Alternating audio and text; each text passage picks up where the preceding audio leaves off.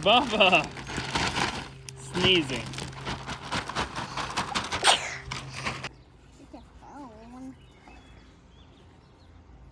Why did I sneeze with the phone? Bubba had to sneeze on it on purpose. I had a lot of time to sneeze. What can I do, Mama? All right, I wanted to bring you guys along for this because this is going to be the first time that I've ever done this. And since we have the new garden, I figured why not? It's a great opportunity to do this. But we're going to do soil testing. So I wanted to bring you guys along and show you the whole process of what it looks like, what you got to do, and all the things. So basically, the soil that we put in here is a mixture.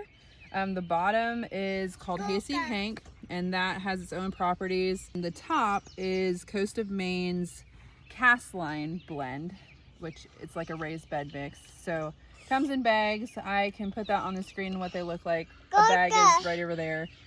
And we're gonna take a chunk of this, put it in a bag, take it to our local lab, and they do soil samples, and we're gonna see what the composition basically is of our soil. If there's anything that's missing, it gives you a good snapshot of nutrition. If one thing's too high, how do you get it lower? If one thing's too low, how do you get it higher? So I just want to bring you guys along and show you guys what the results are and go from there. Mom, what should we do? Get catch worms. Say seeds planted? Yeah, get catch worms. We say Actually, I kept my roses. Alrighty guys, we are taking our soil sample to the Homes lab. So this is a local laboratory that does soil testing and all kinds of stuff like that.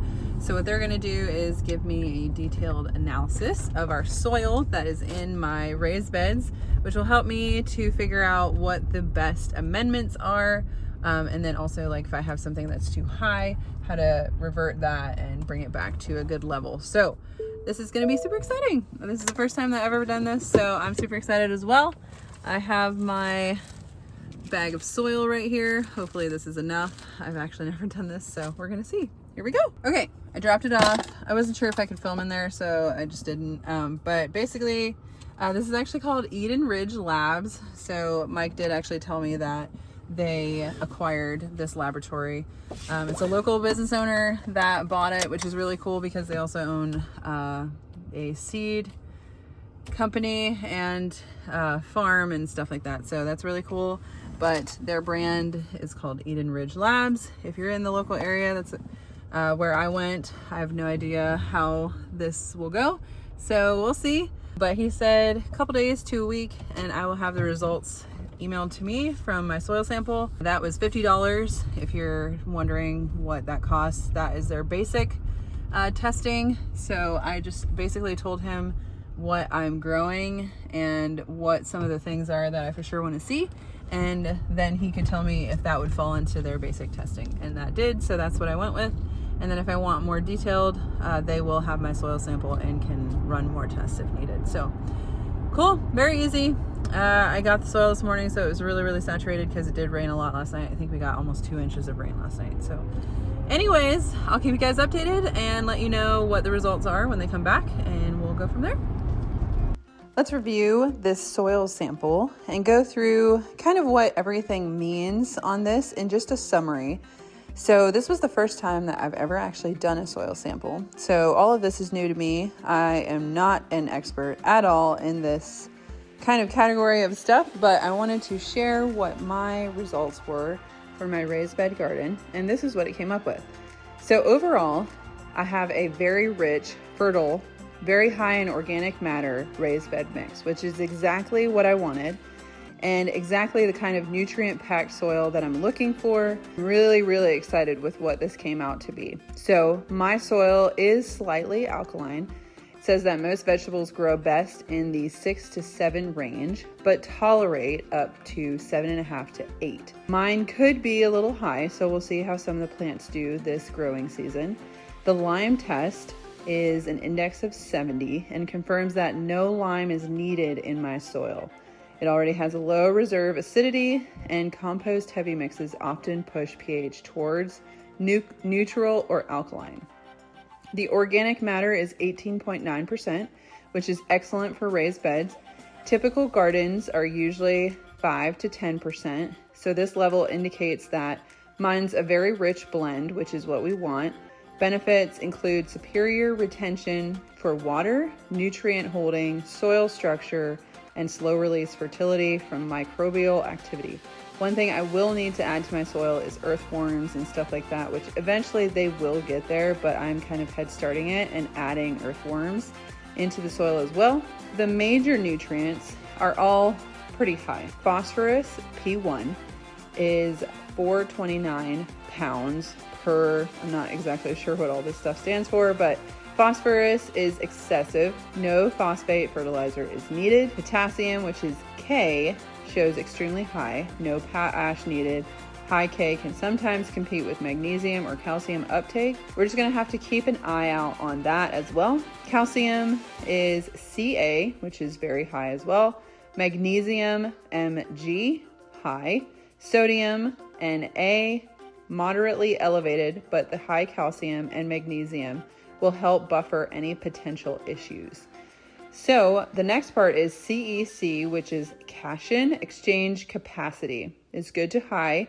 This shows solid nutrient holding capacity thanks to the higher organic matter. Plus any clay content, nutrients will not leach away quickly. Base saturation is 100%, so full base saturated with no hydrogen. The Ca-Mg ratio is 4 to 1. Some traditional ideal targets are 5 to 7 or higher for soil structure.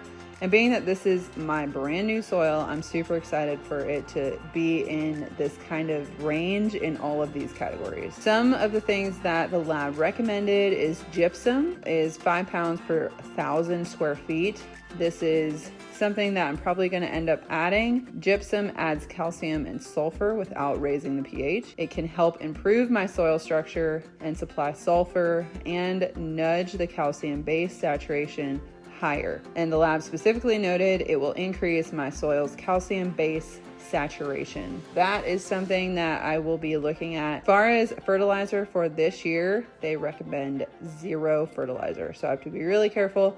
I do use Garden Tone and I'm used to using that, and we did add a little bit on some of the plants, but honestly, I don't think I need to add anything. All over, I have a nutrient powerhouse. Basically, it shows that I would support vigorous growth and good yields for most of the vegetables in my zone, which is zone 6. So I'm super excited. I'm excited to see what the growing season will turn into with the levels at this kind of range. I will also just keep updating you guys, obviously, through other videos and seeing how the plants are actually doing. See what this soil does. I noticed a couple things which I'll be sharing soon. For the most part, overall, I would say 95% of all the plants that I planted are fantastic. Just wanted to give you guys a summary of what my results came back as.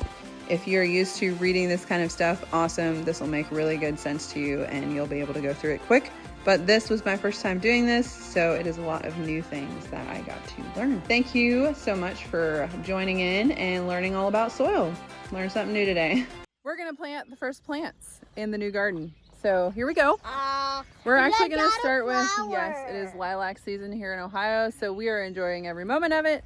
But we're gonna start with the arbor. I have roses that I bought that are gonna go on each side. So I'm thinking I'm gonna keep them kind of towards the front so that I can still plant behind, but we do need to get this like trellis part in the arbor as well yet.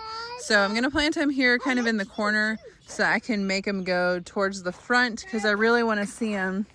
If you're standing here from the front, I really want to see them on the front side of the arbor. So that's the goal. They're really pretty corally, kind of pink orange color. So we're gonna add some soil to the top, get it mixed in, and get the roses planted. And that is gonna be our first plant going into the new raised bed garden. Super excited. And we love these things. I like these because they smell good. Yeah.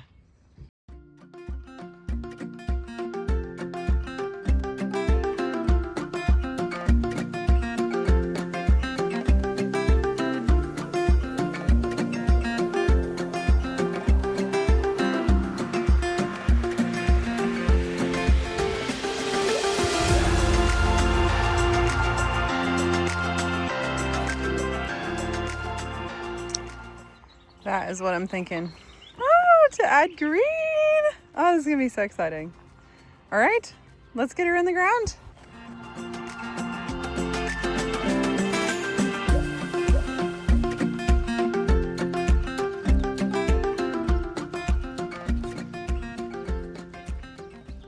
All right, there she is. I'm super excited. So my goal is to kind of train it, like I said, towards the front of the arbor. That way I can have the roses kind of be seen more from the front, but I did want to give it some space to get bigger.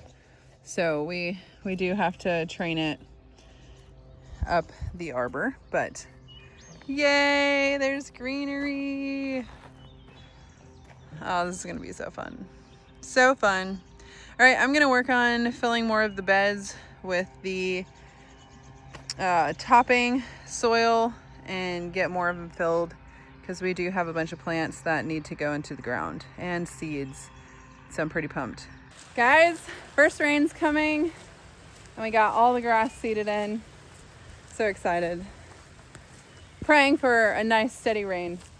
But look, it's all there. Woohoo! Guys. Oh my goodness, I can't wait. So excited. Yes. Grass is seeded in. Planted my first plants. And it's raining. Ah, I'm so excited. But there is a big storm coming. It's super gray back there. Grow, grass seeds, grow. Hope you guys have a blessed day, and we'll see you in the next video. Bye.